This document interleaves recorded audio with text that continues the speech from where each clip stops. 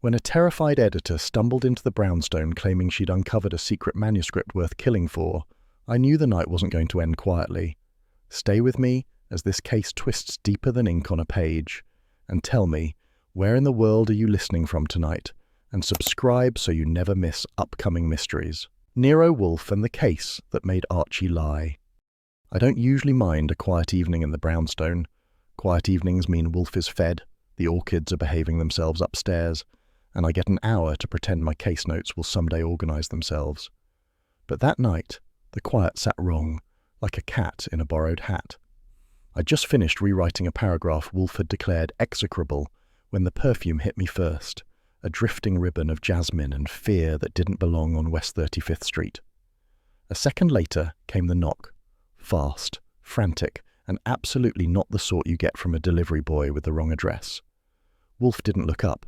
He rarely does unless the building is on fire or someone mispronounces a French herb. He was sunk into his chair with a book on medieval rhetoric open in front of him, eyelids half-masked, the kind of posture that suggests conversation would be a crime. The knock came again, harder, and I saw one eyelid twitch in protest. "I suppose you expect me to answer that," he rumbled. "No," I said, standing. "I expect you to pretend you didn't hear it. I'll handle the dangerous work. If the visitor's armed with a manuscript, I may not survive." That got me a grunt, his highest form of evening humour. I crossed the office, unlatched the door, and met trouble head-on. She stood framed in the hallway light like a nervous illustration in a crime serial. Tallish, blonde hair pinned tight enough to squeak, eyes darting like she was waiting for a trapdoor to open under her. Her coat had a stylish cut, but the buttons were done wrong, hurriedly, and she smelled like someone had tried masking panic with perfume. "Mr. Goodwin," she asked, breathless. "Is he, Mr. Wolfe, is he here?" "If he wasn't, you'd hear me snoring instead of answering," I said. "Come in before the neighbours start thinking we're distributing melodrama for free." She swept inside as though stepping off the street removed a ton from her shoulders, but she didn't relax. Her hands trembled. She clutched her purse like it contained either a bomb or her last surviving hope. She didn't sit until Wolfe inhaled, raised a brow and pointed, barely, to the red chair opposite him. "Your name?" Wolfe asked without preamble. "Lorna Vale," she said. I'm an editor at Alder and Crest Press." Ah, a publishing house. The perfume made more sense. The fear didn't. I took her coat, hung it on the rack, and moved back toward my desk, watching her as she smoothed her skirt. Ink smudged her right wrist, dark, stubborn stuff you only get from old-school typeset trays. Editors don't usually dip into those. That was a question for later. She looked around as though expecting someone else to leap from the shadows. "Mr. Wolfe, I need help. Someone is framing me, and I think they want to kill me." Wolfe lifted his eyes, which for him counted as a heartfelt embrace. "Explain." Her story spilled out unevenly. She worked at Alder and Crest. She handled manuscripts, editorial schedules, and author contracts. Then numbers started shifting.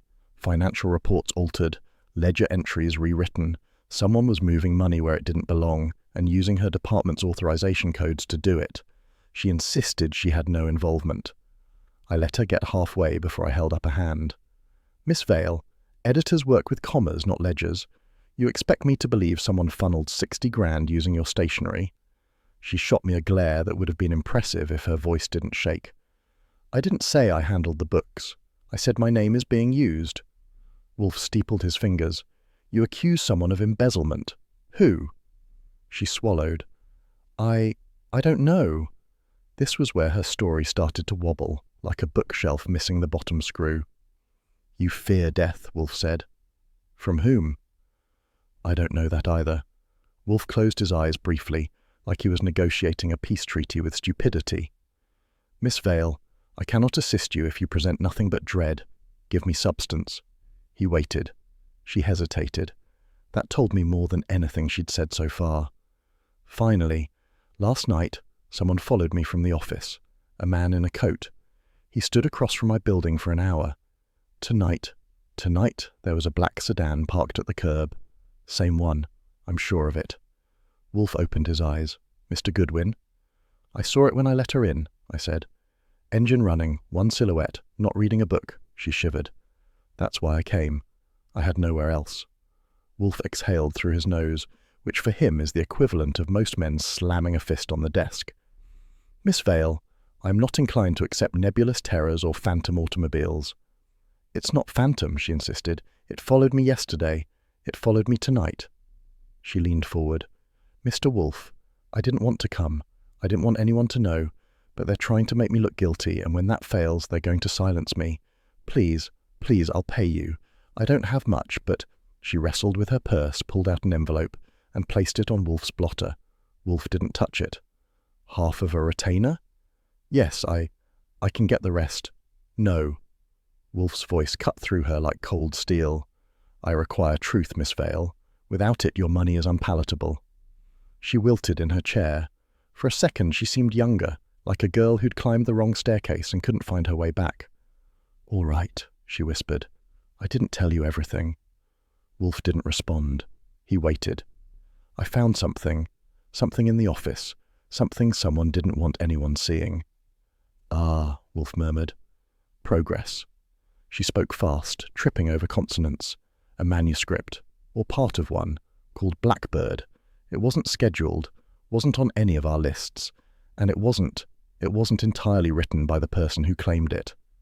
Ghostwriting, fraud, or worse." "And?" Wolfe asked. "And someone saw me find it." She didn't elaborate. She didn't need to. Her eyes had the hollow look of someone who'd been walking around with a target between her shoulder blades. Wolfe finally tapped the envelope. "This will suffice for the moment. I will advise you further once Mr. Goodwin investigates." She nodded shakily. "However," Wolfe continued, "I warn you, if you have deceived me, if you have omitted critical elements, I shall withdraw instantly." Her breath caught. "I understand." "Archie," Wolfe said, flicking 2 fingers toward me. "See Miss Vale out." I stood. She followed, shaky but determined. The moment we stepped onto the stoop, the sedan's engine purred louder. The silhouette inside shifted, watching her, not me. I leaned in and murmured, "Either you've got a very committed admirer, or trouble hired its own chauffeur." Her hand clenched on my sleeve. "That's him. That's the car." "Don't stare," I whispered. "Cars love attention." I escorted her down the steps, not breaking stride as we passed the sedan. The figure inside leaned back, not hiding, not approaching, just watching. I flagged her a cab. She practically dove inside. "Go straight home," I said. "And if you see that car again, don't go inside, find somewhere crowded, call the police, or call me." She nodded, eyes wide, then vanished into traffic. I watched the cab disappear, then turned to look at the sedan. It rolled away slow and smooth, turning the corner like it had an appointment with the night. When I re-entered the brownstone, Wolfe was exactly where I'd left him, except his book was closed. Not a casual move. "Well?" he asked. "She's scared," I said, "and lying in at least 3 places. I counted inconsistencies like commas in a bad manuscript." He grunted. "Phooey, that metaphor is unsound." "Then she's lying like a bad novelist. Better?" "Marginally." I sat, hands in my pockets. "And the sedan?" "I saw it," he said quietly. "Through the curtains. A man waiting. Purposefully." That surprised me. Wolfe doesn't usually announce he's been observant. "You believe her?" I asked. "No," he paused, "but I believe she is in peril." That was Wolfe's version of concern, which meant the knot in my stomach wasn't just the bad coffee. He tapped the envelope she left. "This, at least, obligates us to inquire." I leaned back. A crooked case and a crooked client. We haven't had one in a week. He closed his eyes, fatigue settling on him like an extra coat. "The world is determined to persecute me. Very well. In the morning, you will visit Alder and Crest." "No argument from me," I said. "I've always wanted to see how publishers manage to produce books without killing each other." He ignored that. At 10:52, the office clock chimed. Wolfe rose, slow and deliberate, and tugged the bell cord. Seconds later, Fritz appeared at the doorway, not calling from the kitchen, never that, to announce supper, as though the entire evening hadn't tilted toward trouble. Wolfe headed for the dining room, muttering about the deplorable state of modern prose. I followed, already planning my morning. The case had arrived crooked, and the client had arrived lying, which meant tomorrow would be interesting, if I survived it. The morning sat on Manhattan like a damp newspaper. Thin light, thin patience, and the kind of breeze that smelled faintly of fresh ink and old deadlines. I'd barely finished my coffee when Wolfe, already barricaded behind his breakfast eggs, announced that I would be visiting Alder and Crest Press. He delivered this decree with the serene authority of a medieval magistrate, sentencing a man to a pleasant but necessary execution. I didn't argue. Arguing before Wolfe's morning beer window is like trying to teach a cat embroidery. So at 9:30 sharp, I stepped out onto West 35th Street, hailed a cab, and headed for a publishing house that was rumoured to chew up rookies and spit out manuscripts like bone dust. If last night's visitor, Miss Lorna Vale with the trembling hands and the ink-smudged wrists, was any indication, Alder and Crest wasn't the sort of place that fostered employee longevity. The building itself was a tall, soot-stained relic, squashed between a bakery that smelled like regrets and a tailor who looked like he resented every thread he'd ever touched. Inside, the publishing floor was exactly the circus I expected. Manuscripts piled like unstable skyscrapers, editors clutching cigarettes for dear life, typewriters clacking like synchronized machine gun fire. The air had the fragrance of ambition, ink, and failure. I approached the front desk where a receptionist with lacquered hair and the expression of a woman balancing 4 deadlines greeted me with suspicion. I smiled pleasantly, always the most effective red herring in my arsenal. "Good morning," I said. "I'm a literary scout, looking for writers who haven't double-crossed anyone today." She blinked. The joke missed her by a comfortable margin. "Can you sign in?" I signed the name of a novelist Wolfe once dismissed as an egregious blight upon language, which, in my book, counted as fair use, and she waved me toward the inner office labyrinth. The first person I encountered was Dean Harrow, the managing editor. The door to his office was open, and he stood leaning against the frame with a cigarette burning too fast for someone with real confidence. Harrow was the kind of man who looked polished from a distance but smudged up close. His suit was fine, but the lapels were wrinkled. His smile was smooth, but the corners twitched. "You're new," he said, assessing me the way a jeweller inspects a stone he's sure is fake. "What do you want?" "I'm scouting," I said easily. "New talent, new leads, new trouble." Harrow smirked like a man who admires a wisecrack as long as it doesn't apply to him. "This place isn't short on trouble, but talent, well, that's a rarer breed." I let him talk, and talk he did. About the pressure of deadlines, the fragile egos of writers, and the thankless grind of editing manuscripts penned by people who thought punctuation was a luxury item. All very entertaining, but none of it was what I wanted. I waited for the right moment, then casually dropped the bait. "I spoke with an editor from here last night, Lorna Vale." His cigarette froze mid-air. "Lorna?" he repeated, as though I'd mispronounced a sacred curse. "What about her?" "Just touching base," I said. "She mentioned some internal issues." His mouth tightened. He flicked ash into an already overworked tray. "She's unstable." If I'd been drinking coffee, I would have done a spit take. "Unstable?" I echoed. "Yes," he said firmly. "Erratic, emotional, brilliant at times, but unreliable. You must have caught her on one of her episodes." I filed that under unconvincing narration. The woman I met wasn't unhinged, she was terrified. Harrow, meanwhile, seemed like the type who'd label anyone difficult if it made his life smoother. "Sure," I said. "She struck me as the type to misplace a comma and frame the president." He didn't laugh. Humour wasn't his strong suit. Hiding something, though, he had a black belt in that. I drifted away with an excuse about scouting deadlines and headed upstairs to meet the next cast member in this drama, Martha Cleff, financial officer and ledger wrangler. Her office looked like an accountant's dream, neatly stacked books, crisp paperwork, a desk that could serve as a surgical operating surface. Martha herself had a face carved from skepticism. "What do you want?" she said without looking up. "Information," I said, "preferably the non-lethal kind." She finally met my eyes, sharp, narrowed, calculating. "You're not police." "Police don't wear ties this nice," I said. "I'm private." She stiffened. "Then I have nothing to say." I leaned against the doorframe casually. "You knew Lorna?" Her expression flickered. Barely. She was difficult. "That's 2 for 2, I said. "Funny thing, she didn't strike me as difficult. Just scared." Martha's jaw worked as if grinding invisible gravel. She made problems where there weren't any. Such as silence, ledger-keeping silence, and then, when I was sure she wouldn't crack, her eye twitched, an involuntary flicker, a tiny spark of guilt or fear. If it was guilt, she was hiding it well. If it was fear, she wasn't hiding it at all. I changed the subject with a casual shrug, letting her relax. False sense of security always helps. "I'm scouting manuscripts today," I said, "checking for opportunities." She didn't buy it, but she let me wander anyway, probably because she wanted me out of her ledger hair. The accounts office was a jungle of memos and paper mountains.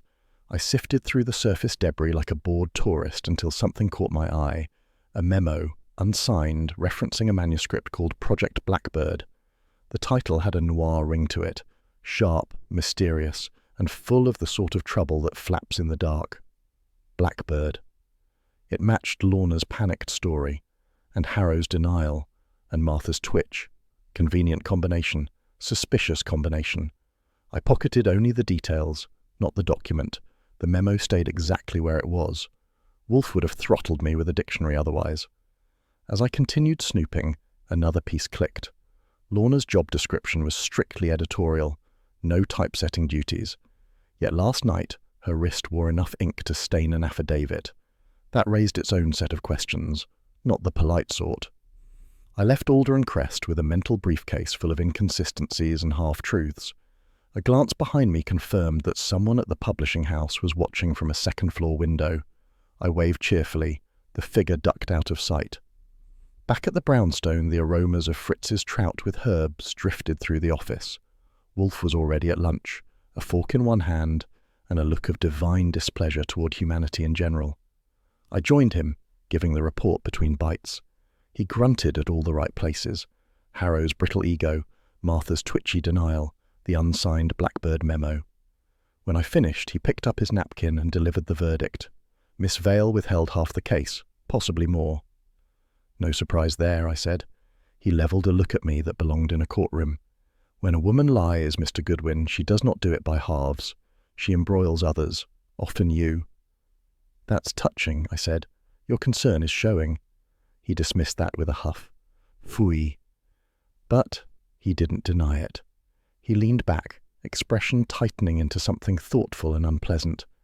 "Someone at that dreadful establishment is watching. I do not like being watched.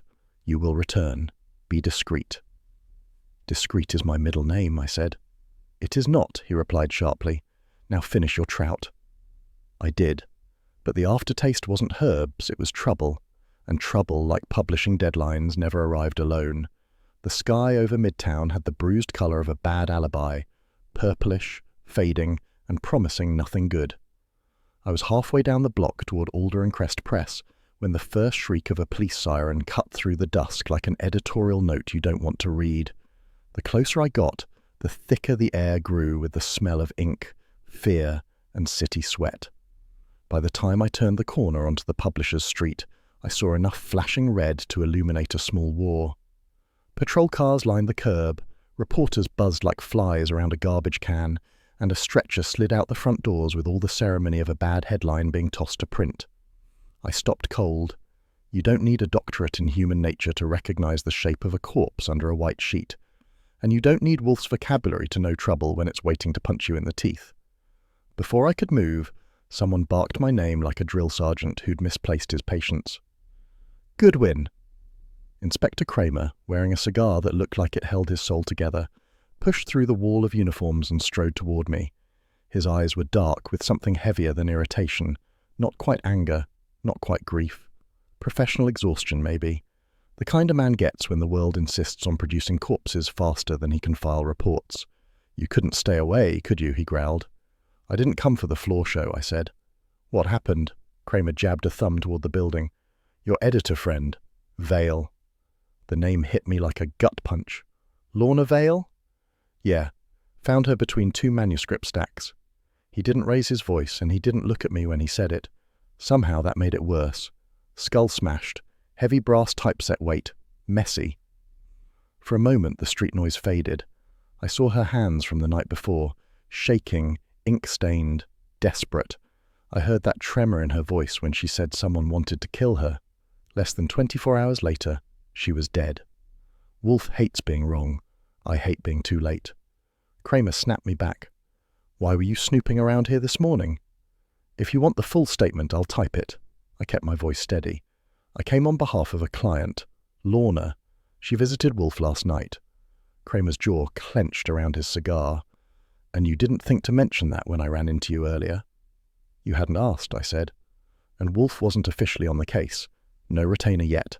Nothing that made it obligatory. Kramer huffed, not with fury, but with the sort of disgust you reserve for a broken vending machine. Wolfe better not be playing angles. Wolfe doesn't play angles, I said. He creates them. That earned me half a glare, half a smirk. Kramer's version of a handshake. He jerked his head toward the door. You stay behind the line. I don't want footprints I don't recognize. Wouldn't dream of it, I said, though dreaming wasn't the problem. Inside the entrance, the crime scene buzzed like a disturbed wasp nest. Uniformed officers moved with brisk efficiency, and beyond them I could see the long aisles of the publisher, narrow wooden shelves packed tight with manuscripts, most of them leaning like tired soldiers waiting for orders. Kramer led me just far enough in to see the perimeter without letting me contaminate evidence, which was considerate.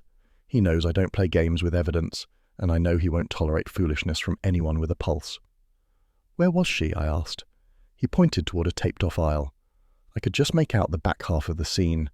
Stacks of manuscripts knocked over like dominoes, paper scattered across the floor like confetti after a tragic parade. Near the corner, a large brass typeset weight sat on the ground, stained in a way I didn't want to study too closely. But what caught my eye wasn't the mess, or the weapon, or the ruined paper. It was the smear of ink on the floor. Fresh, dark, same shade I'd seen on Lorna's wrist the night before. Someone dragged her, I said quietly. Kramer grunted. Or she crawled before she went out. Won't know until the doc gives his notes. He gave me a sidelong glance. Recognize anything? I'd recognize that ink anywhere, I murmured. Same shade she wore. He frowned. You sure? I'm not in the business of guessing ink colors for fun. While he chewed on that, I scanned the surrounding mess. A few details stood out immediately. A ledger was missing from the financial office shelf, obvious because the dust outline practically shouted its absence. A stack of manuscripts had toppled in a direction that didn't match the full pattern, suggesting someone knocked them deliberately to obscure something. And lying face down near the far end of the aisle was a manuscript outline titled Blackbird, the same project name on the memo I'd seen earlier. Its first page had been torn off. So, I mused aloud, publishers are now killing their writers and their editors. Business must be worse than the Gazette reports. Kramer's lips twitched. Writers get murdered all the time, usually by reviewers. We stepped back as a photographer flashed bulbs over the scene. The bodies were gone, but the aftermath lingered like a bad smell. Goodwin, Kramer said quietly. If Wolfe is in this up to his orchids, I need to know now. He isn't, I said. Not yet, but he will be. Kramer studied me long enough for the silence to feel like an interrogation. Finally, he nodded once, slowly. A professional acknowledgement. All right, I'll wait for Wolfe's report when he has one. Coming from Kramer, that's practically a love letter. I left the building with a knot in my chest. Lorna Vale hadn't been an easy client, or even an honest one, but she hadn't deserved a typeset weight to the skull. Whoever killed her had done it with panic, fury, or efficiency, and none of those qualities belonged to amateurs. On the sidewalk, I took one long breath, then hailed a cab. The ride back to the brownstone felt longer than usual, the city rushing past like a blurred crime scene. When I stepped inside, the office was lit softly, the warm yellow glow of Wolfe's desk lamp casting familiar shadows across his empire of books and paperwork. Wolfe sat with his lips pressed into a line so severe it looked carved, his hands steepled, motionless. You're early, he said. She's dead, I said. Lorna Vale. His fingers tightened. That was the Wolfe equivalent of a gasp. How? Typeset weight, between manuscript shelves. His eyes closed once, slowly, heavily. If Wolfe grieves, he does it with silence. When he opened them again, they were colder, clearer, angrier, but not at me. Tell me. I recounted everything. The toppled manuscripts, the missing ledger, the ink smear, the torn outline of Blackbird. He listened without moving, without interrupting. When I finished, he didn't speak. Instead, he reached for something on the desk, a chilled beer glass. He stood, crossed, well drifted, 2 feet to the cabinet and extracted a bottle. He poured a full glass of beer, then he handed it to me. Before 6 o'clock. I nearly dropped it. "You feeling generous, sir?" "No." His voice was a low growl. "I am feeling contrary." He glared at the floor. "A woman sought protection, Mr. Goodwin. Within hours she is murdered. That cannot stand." It was Wolfe's version of grief, dressed as fury. I took a long sip. "So what now?" Wolfe lifted his head with the grim dignity of a Roman emperor preparing to condemn half the Senate. "Now, Archie, we work." "That'll shock Kramer." He narrowed his eyes. "Inspector Kramer," he said, "will accept what I find, whether he enjoys it or not." He reached for the bell cord. Fritz appeared in the doorway, immaculate as always. "Fritz," Wolfe commanded. "Dinner on schedule." "Yes, sir." Fritz bowed slightly. Wolfe sat back, gazing at me with a mixture of irritation and, though he'd rather eat a dictionary than admit it, concern. "Archie," he said, "be cautious," which, coming from Wolfe, was a confession of protectiveness so large it should have required notarization. I finished the beer and set the glass down. "Always am," I said. He snorted. "Phooey." But he didn't disagree. The morning began with a headline loud enough to bruise an ego. When I stepped onto the stoop to grab the Gazette, the front page practically hissed at me. "Private detective involved with dead editor." The font was big enough to qualify as a physical assault. By the time I brought it inside, I could already hear Wolfe's irritation crackling through the brownstone like a faulty wire. He was in the office, sitting in his chair as if the universe had personally insulted him, which in this case it had. I handed him the paper. He read 2 lines, exhaled, and folded it closed with the lethargic menace of a man contemplating arson. "Sensationalist drivel," he muttered. "Lon Cohen has lapsed in his custodial duties." I was about to respond when the phone rang. At 9:14 a.m., that's early for trouble, but prime time for bad news. I grabbed it. "Goodwin." Lon Cohen's voice hit me like static. "Archie, I tried, honest, but something big leaked out of Alder and Crest. They're pinning all kinds of angles on Wolfe. Secret meetings, a clandestine retainer, everything short of Wolfe bludgeoning her personally."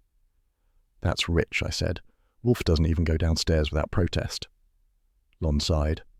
"Public opinion's turning, Archie. Fast." I glanced at Wolfe, who was drumming his fingers against the chair's arm with the patience of a man waiting to be vindicated by history. "We'll manage," I told Lon. "We always do."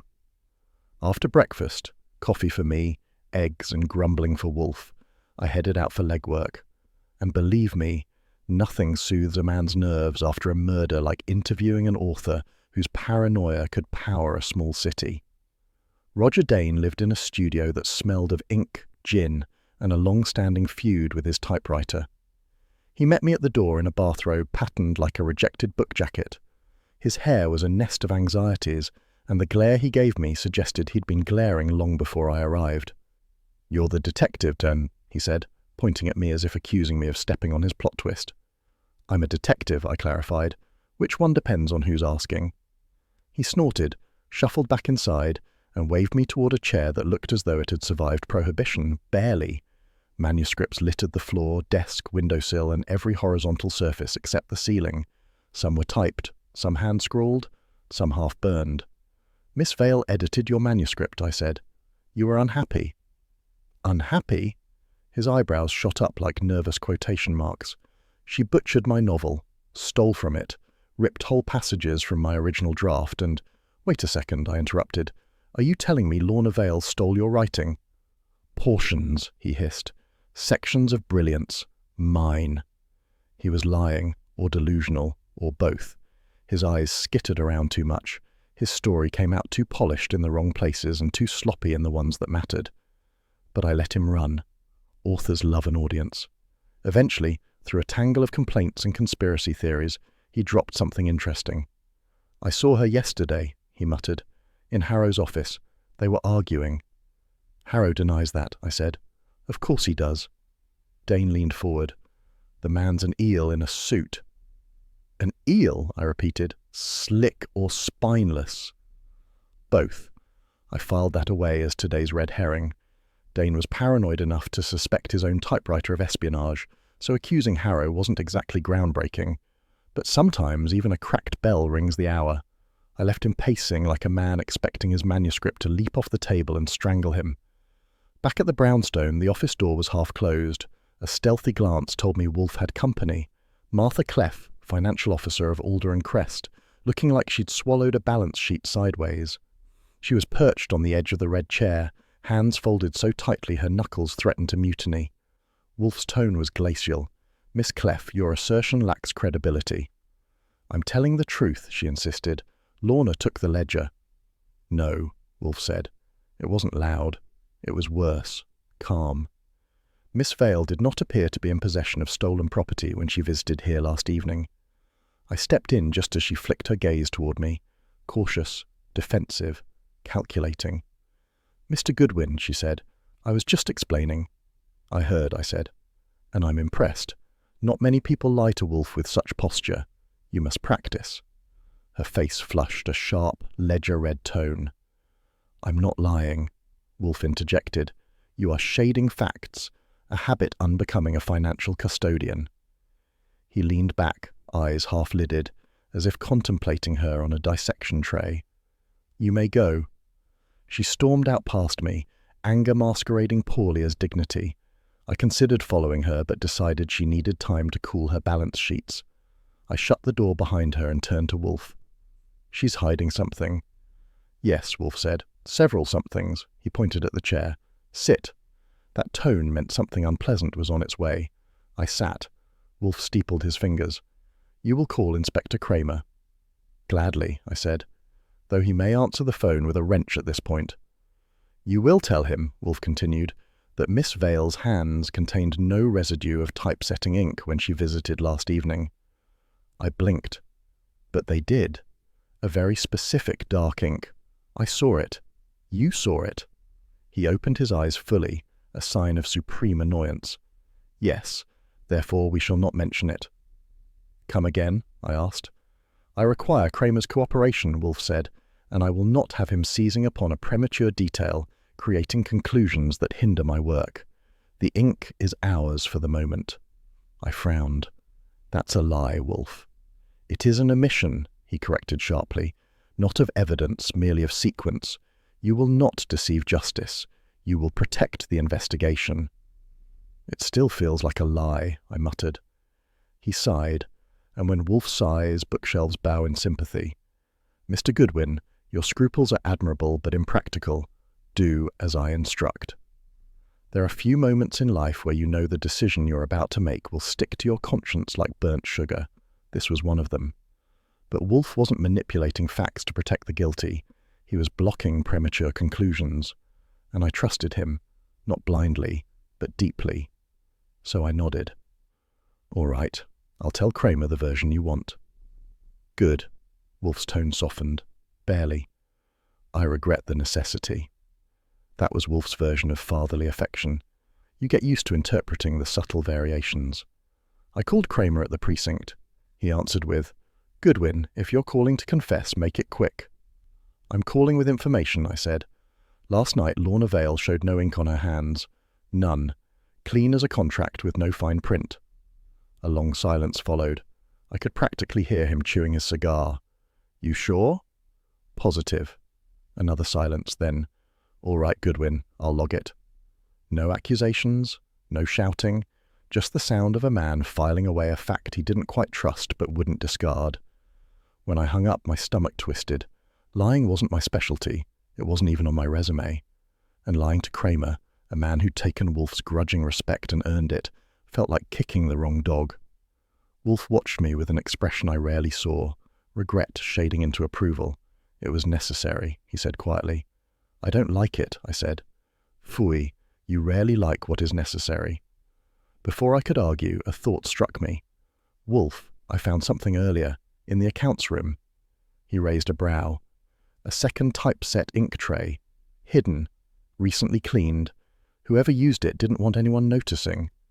Wolfe's interest sharpened like a spear. Indeed. It means someone else was using ink Lorna didn't mention. It means, Wolfe said, that more lies are circulating than your one reluctant omission. He closed his eyes, thinking. Then he pushed himself to his feet with the grace of a man lifting a piano. I will adjourn to the plant rooms. And just like that, he turned toward the elevator, his version of ending a scene with operatic finality. As he rose, he threw me a glance of unmistakable protectiveness, the kind he pretends is irritation. Archie, no more moral injury today. I'll try, I said, but Manhattan's full of temptations. He snorted, stepped into the elevator, and ascended toward the orchids, leaving me with a ringing phone, a bruised conscience, and the knowledge that the case was getting heavier by the hour. And somewhere in all that weight was the lie I'd just told, a small one, but mine nonetheless. Saul Pantzer walked into the office the way a good shadow does, quiet, smooth, and with enough confidence to make the light step out of his way. His flat cap was tilted at its usual angle, which on Saul meant absolutely nothing except that he had remembered to put it on. But something about him always steadied the air. Even Wolfe, who rarely admits anyone outside the brownstone has value, gave a faint nod of appreciation. I'd been pacing, fighting the kind of headache you get from lying to Inspector Kramer and surviving it. Saul's entrance hit like a cool towel. "Good morning, Archie," he said, voice calm as a library shelf. "If anyone can turn this circus back into a readable script, it's you," I told him. "We've got editors dying, authors lying, and a publishing house run like a bad melodrama." Wolfe grunted. "Mr. Panzer, your task is clear." He leaned back in his chair like a Roman emperor about to judge a poetry contest. "Track all movements of Dean Harrow and Martha Cleff over the last 48 hours. Locations, company, oddities." Saul nodded once. "You want the unofficial routes too?" "Of course." That was the exchange. No wasted oxygen, no explanation. Saul already knew the case better than some men know their wives. He gave me a brief, knowing glance. I gave him a shrug that meant, yes, we're drowning. Yes, Wolfe is pretending not to worry. Yes, I lied to Kramer. No, I don't enjoy it. Before he left, Wolfe added, "Discretion, Saul." Saul's faint smile said, "Is there any other kind?" Then he was gone. With Wolfe occupied by the orchids for the next hour, orchid time waits for no man, not even murder victims, I headed downtown to meet Helen Arkwright, rising star author, literary darling, and one of the last people to see Lorna Vale alive. Her village apartment perched above a smoky jazz bar, and the stairwell smelled like ambition, gin, and unpaid rent. She opened the door with a cigarette dangling between two fingers, her hair pinned in the kind of messy bun that takes 45 minutes and 3 curses to perfect. She gave me a long, amused look before stepping aside. "Well," she said, "if the famous Archie Goodwin climbs these steps, I must be in trouble." "Everyone is these days," I replied, "especially people who write deadlines for a living." Her place was a bohemian museum, manuscripts on the floor, a typewriter perched on a milk crate, half-finished paintings leaning against the wall. Smoke curled in lazy ribbons toward the window. A cat, sleeping on a stack of unpublished poems, opened one eye as if judging my presence. "Coffee?" she asked. "If it's honest coffee, sure." "It lies," she said. "Everything in publishing does." We sat. She crossed her legs, took a reflective drag, and said, "You're here about Lorna." "Correct." Her lips twitched. "She was difficult, brilliant, competitive." "Friend or rival?" I asked. "Both, depending on the hour." Red herring delivered neatly. It didn't fool me. I got to the point. "Tell me about Project Blackbird." Her reaction came too fast. A blink, a dip in her tone, a change in posture. "Doesn't exist," she said quickly. "Lorna made it up. She had this idea that inventing an exclusive manuscript would give her leverage at the company. It didn't work." Her denial was so polished it squeaked. "I saw a memo about it," I said casually. "Unsigned." She exhaled smoke like a dragon dismissing a knight. Publishing houses drown in memos. Half of them are written by interns trying to feel important. That was almost convincing, if I were a librarian. I kept the pressure gentle. Harrow and Martha Cleff both got nervous when I mentioned it. Helen's eyes flickered, but she covered quickly. "That's because foreign rights numbers have been a disaster lately. Someone pressured Lorna to fix the accounting, Cook the books, fudge the figures, whatever you want to call it. She leaned closer. Not me. That was the key clue, a clean shard of truth hiding in her evasions.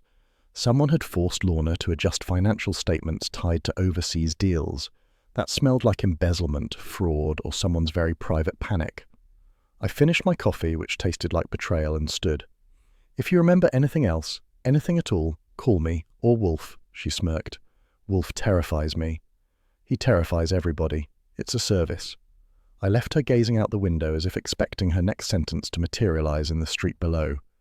Back at the brownstone, Wolfe was back in his chair, hands folded, expression smooth but tight. Orchid Hour had apparently not improved his mood. I barely sat when Saul returned, moving so quietly that even Fritz would envy it. He doffed his cap and delivered the goods like a master waiter presenting a rare vintage. First, Saul said, Martha Clef returned to the office twice the night before Lorna's death. After 10, then again after midnight. Wolfe's eyebrow rose a millimetre, earthquake-level shock for him. Second, Dean Harrow spent the same hours at a bar called the Copper Loon, Midtown. Not alone. He met with a man in a grey fedora, unknown. They spoke privately. That smells rotten, I said. Wolfe murmured. Continue. Third, someone placed a call to the brownstone at 11:23 p.m. the night before the murder. I blinked. We didn't get a call. Saul nodded. It rang twice, then ended. The operator confirmed the originating number came from a payphone 2 blocks from Alder and Crest. I turned to Wolfe. Why would someone call us and hang up? Wolfe closed his eyes briefly. Because, Archie, someone intended to warn us, or frighten us, but lacked courage. I don't like that, I said. No, Wolfe agreed. You wouldn't. Saul finished with a calm shrug.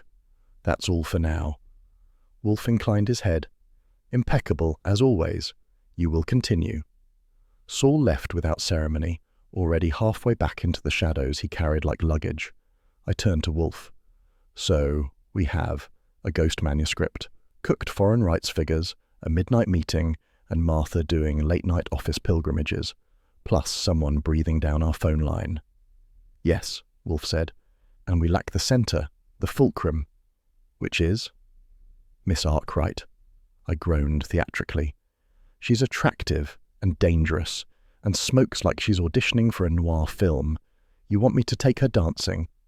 Nonsense, Wolfe said. Take her for truth. It was delivered with the gravity of a commandment, and I couldn't help it. I laughed. You really do think you're my father sometimes.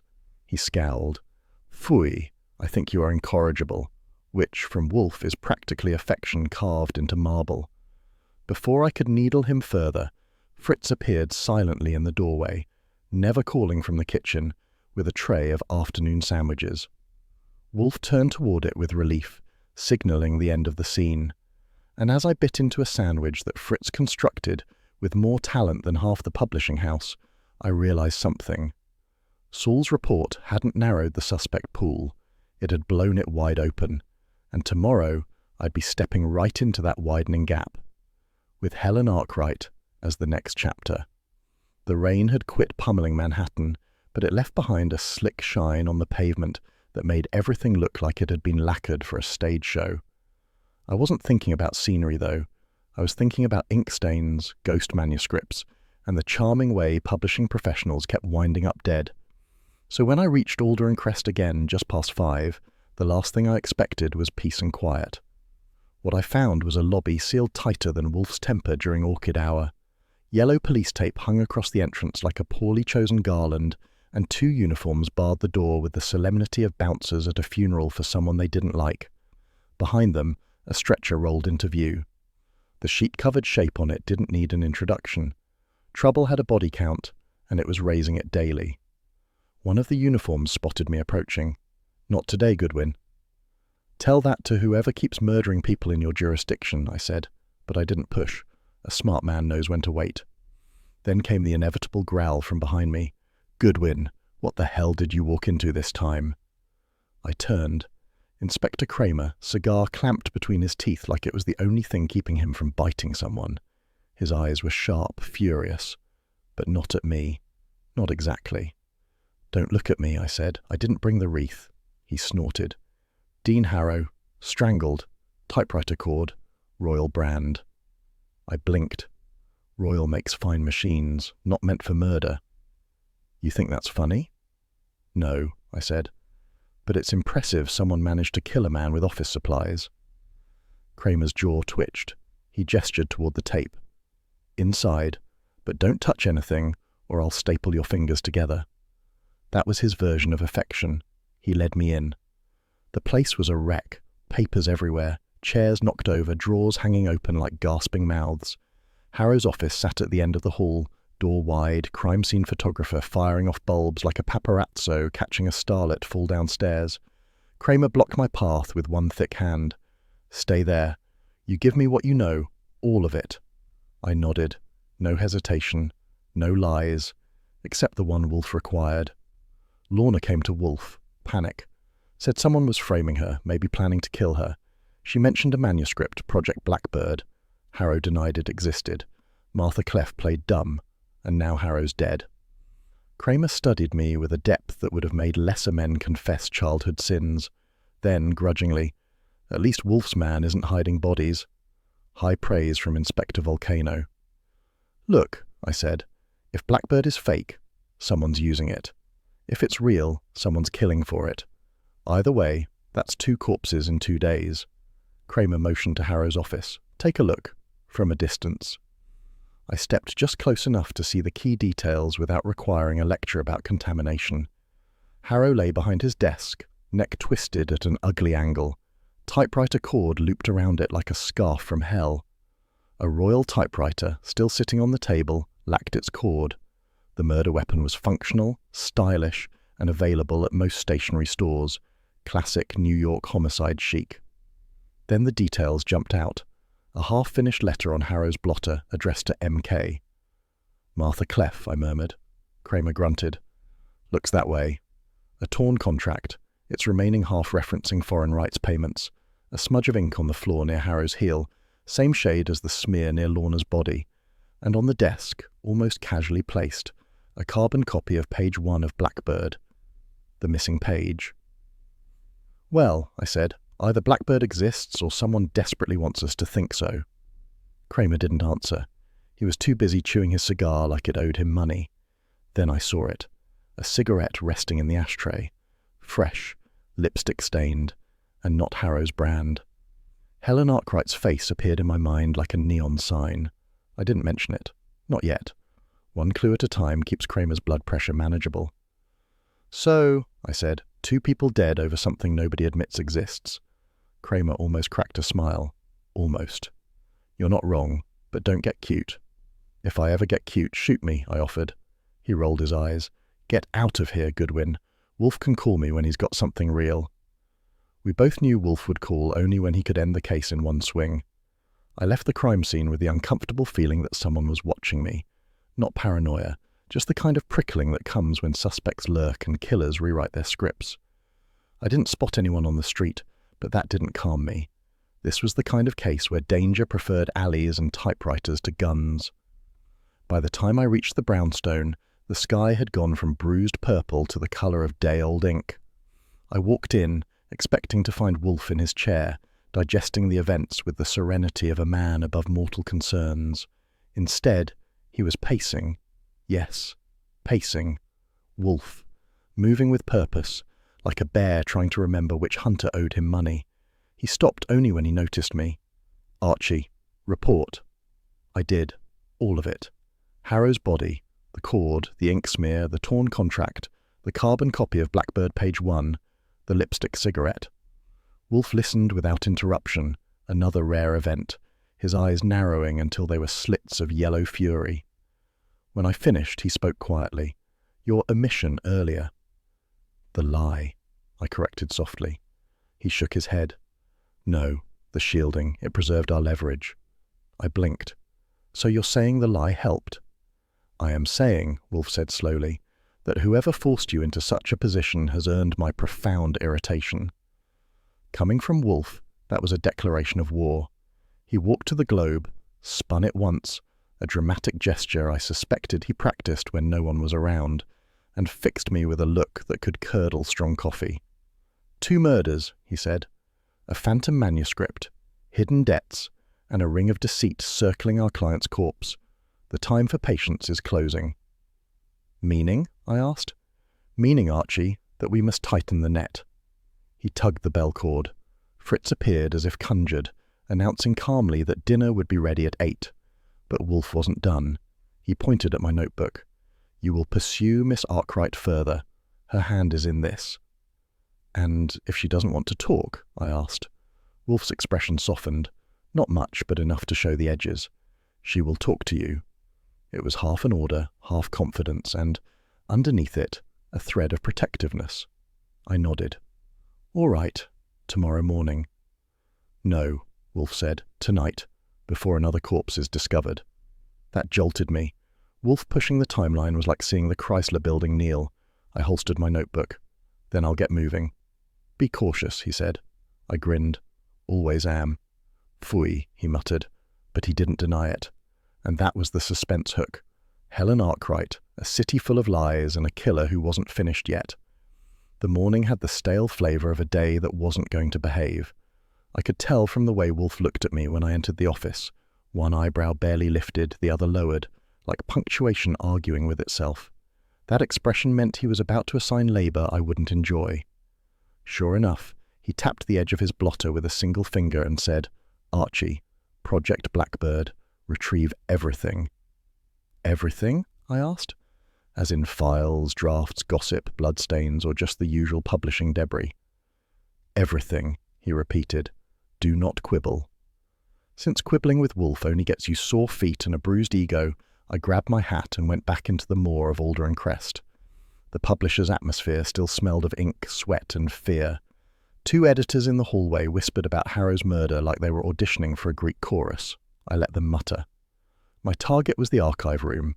If anything about Blackbird existed in physical form, it would be there. The archive clerk was a lanky redhead with wireframe glasses and the attention span of a housefly.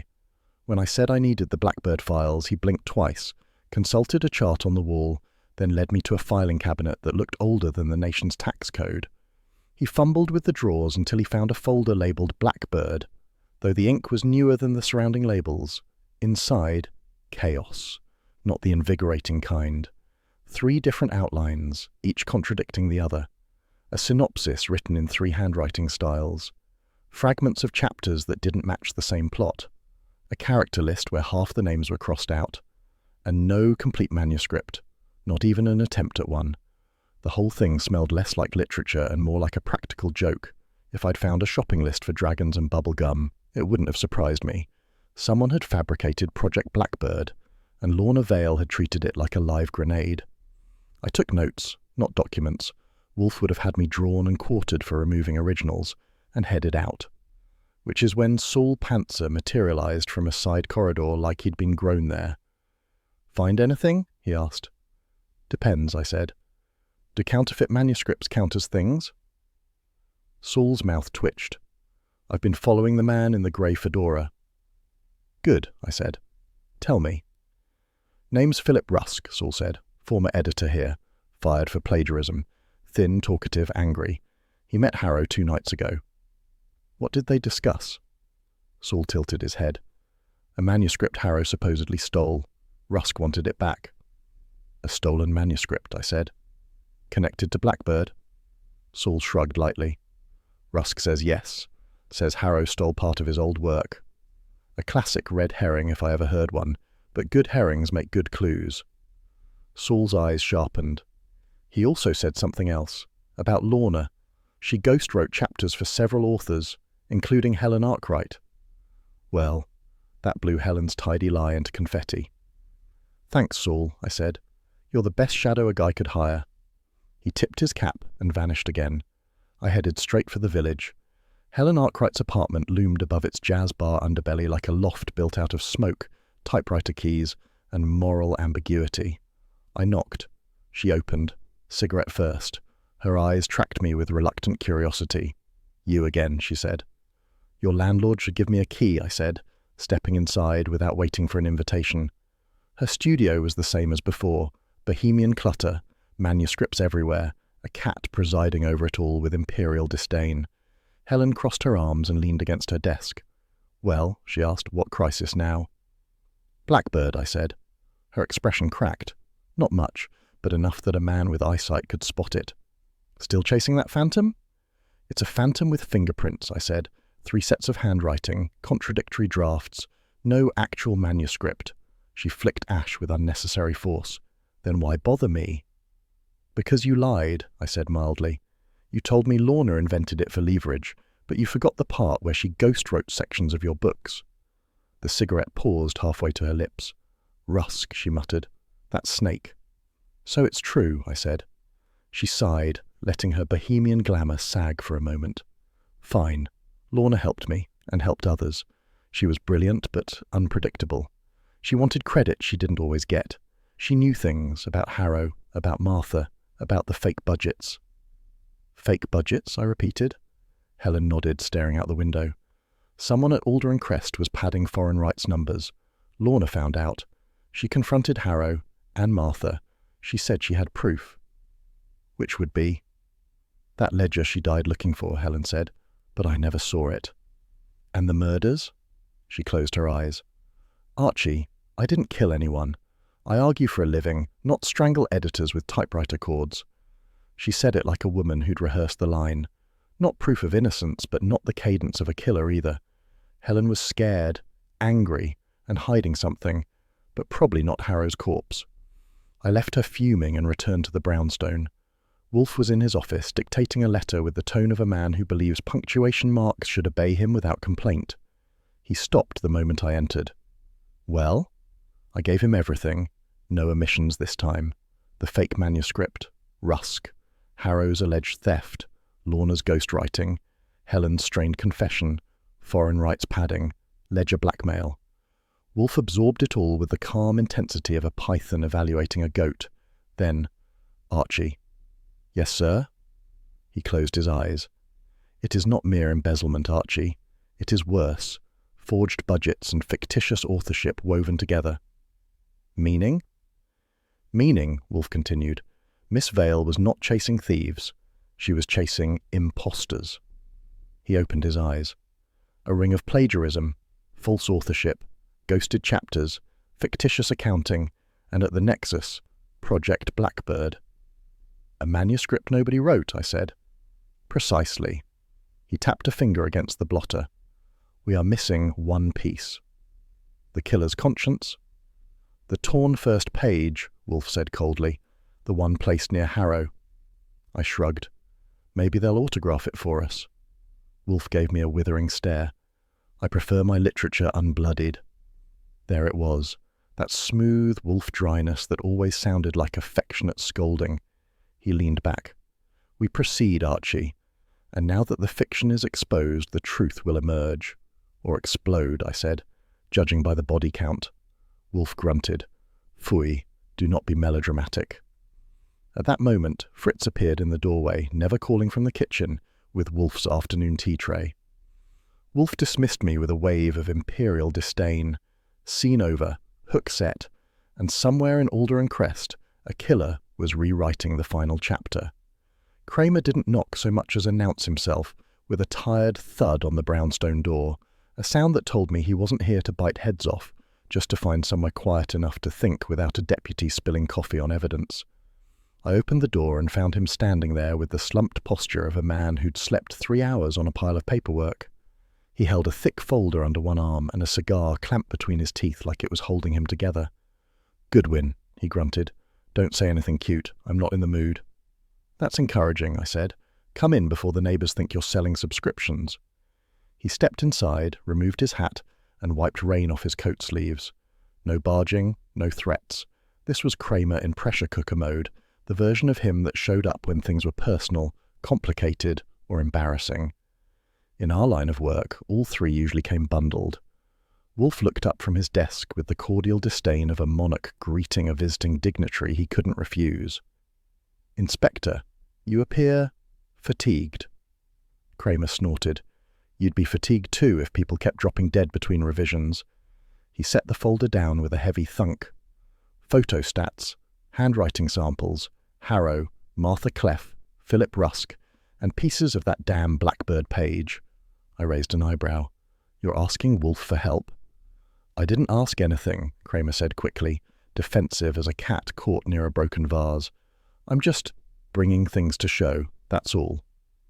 Wolfe studied him for a moment, then reached for the top sheet with 2 fingers, like handling evidence required elegance. He flipped through the pages at a glacial pace. Kramer glowered but didn't interrupt. When Wolfe finished, he tapped the corner of the Blackbird photostat. This, Wolfe said, was typed on 2 different machines. Kramer blinked. How do you tell? The E's are mismatched, Wolfe replied calmly. One machine's typeface is worn, the other's is crisp. The shift key impressions differ, and the margins are inconsistent. Even I had to admit, the man had an eye sharp enough to cut marble. Kramer exhaled heavily. So 2 writers, or someone forged half of it. Wolfe inclined his head. Precisely. Kramer's tone softened almost imperceptibly.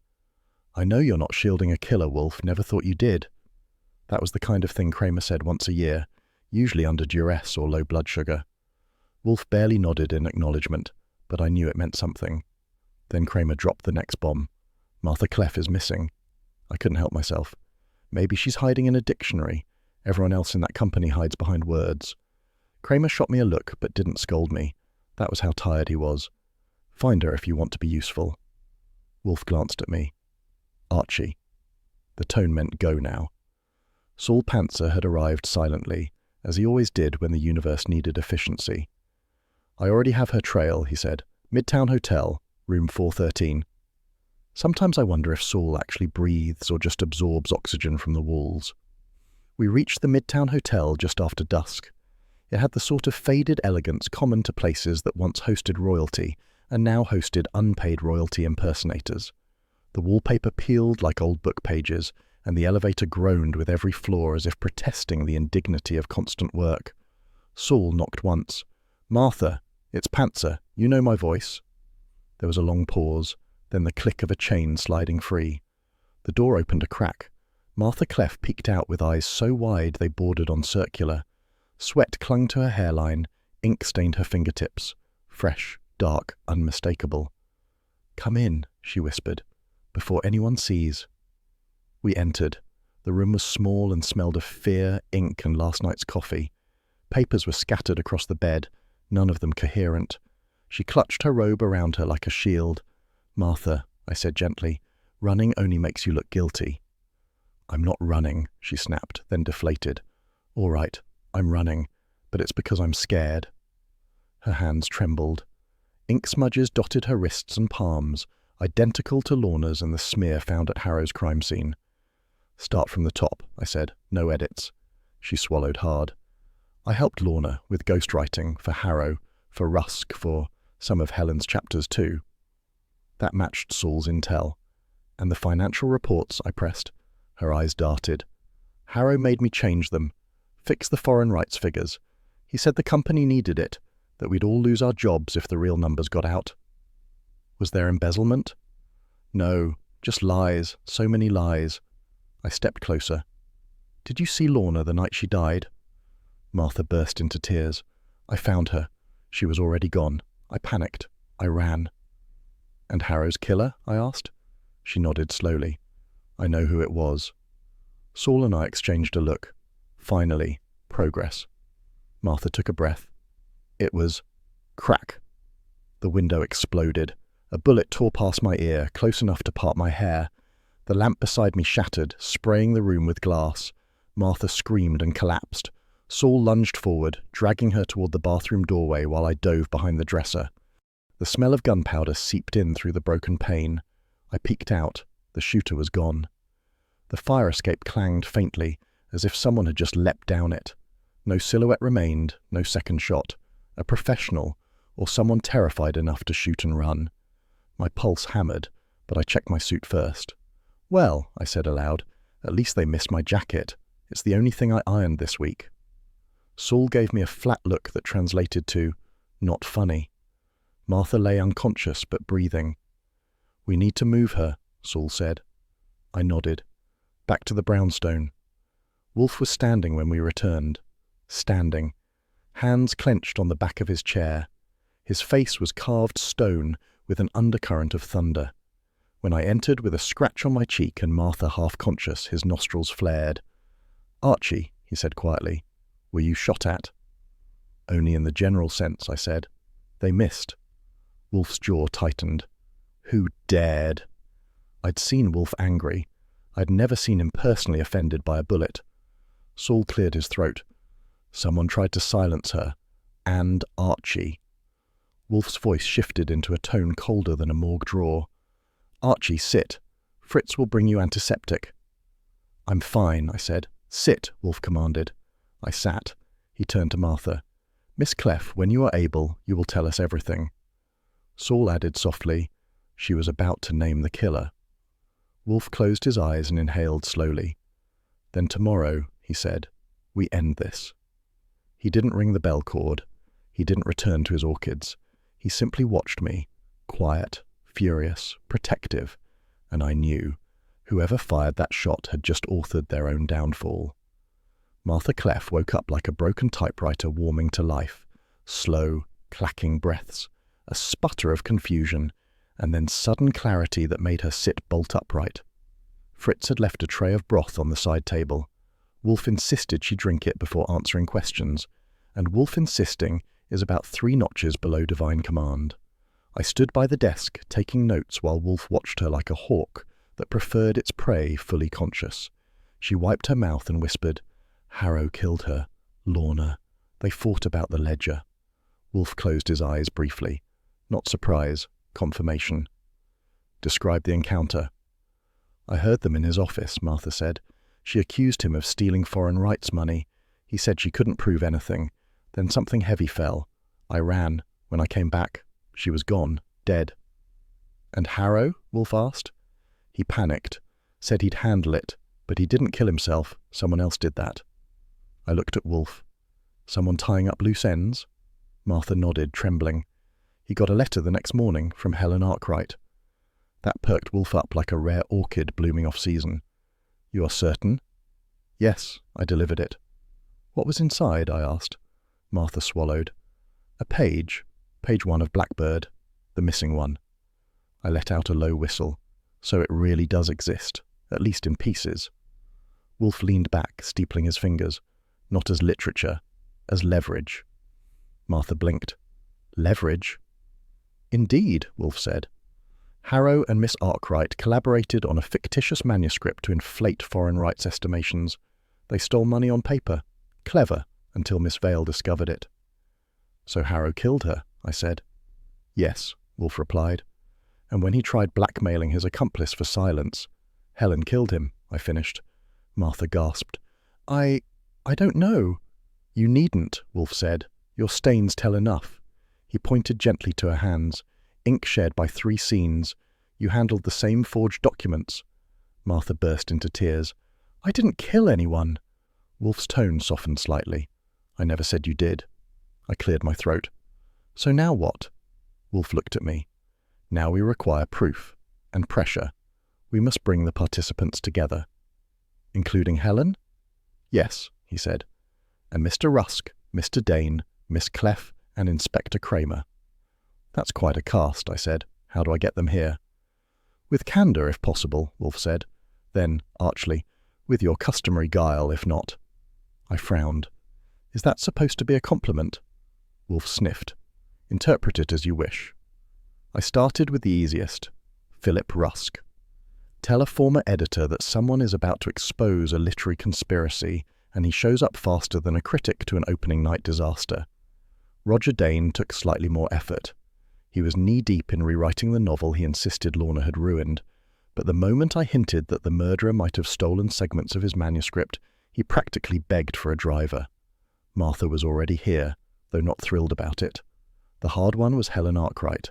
She answered her phone with a tone that implied she'd been expecting trouble.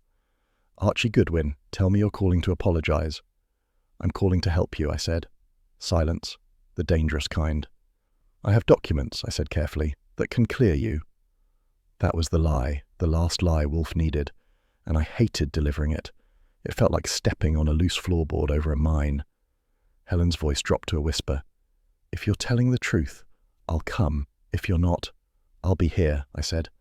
Come to the brownstone at 7. She hung up without a goodbye, a woman of efficiency. Next came Kramer. He arrived with the expression of a man walking willingly into a mousetrap because the cheese smelled insulting. He stood at the threshold squinting. Wolfe better not be wasting my time. No promises, I said, but he's rarely boring. At least he's predictable, Kramer muttered. If he pulls any stunts, you can shout at the bookshelves, I assured him. They won't fight back. By 6:30, the brownstone office looked like a courtroom had borrowed a library.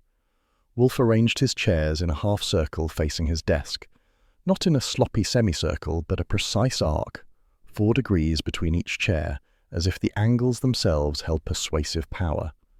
Wolfe wore his version of armor, a yellow shirt, brown vest, and the expression of a judge ready to declare half the room guilty.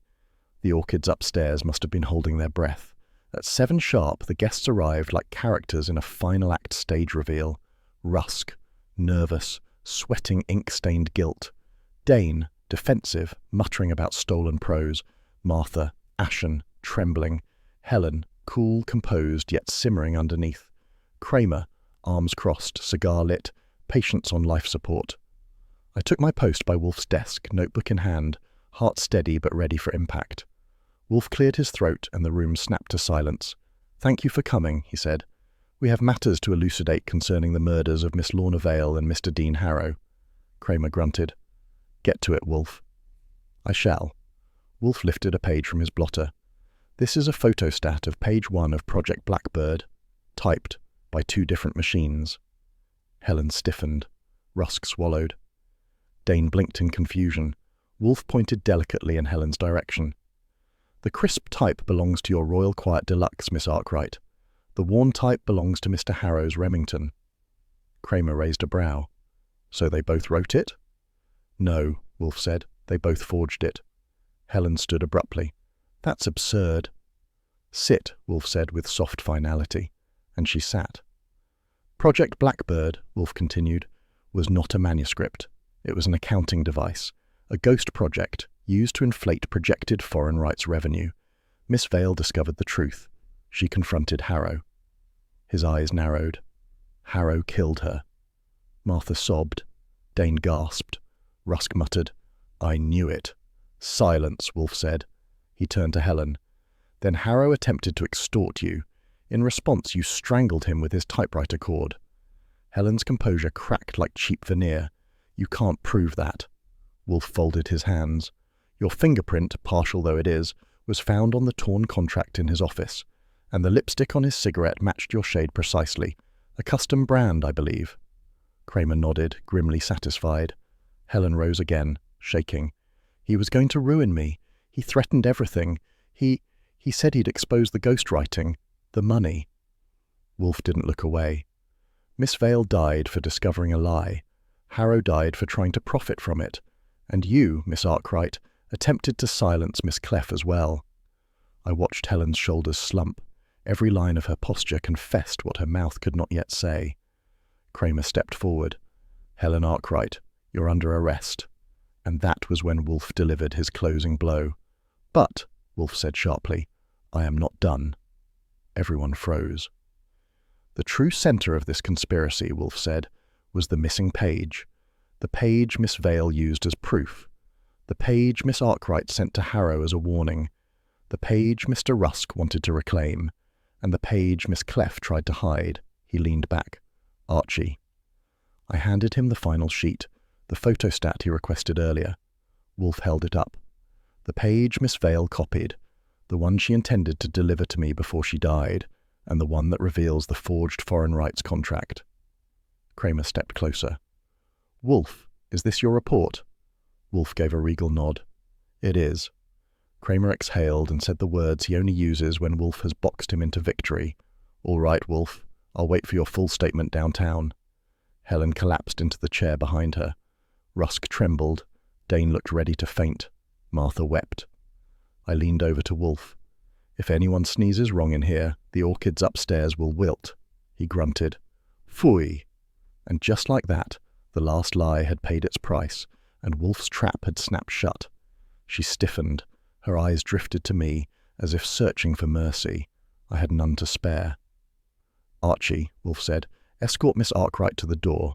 Inspector Kramer will handle the rest. I nodded and guided her toward the hall. She didn't resist.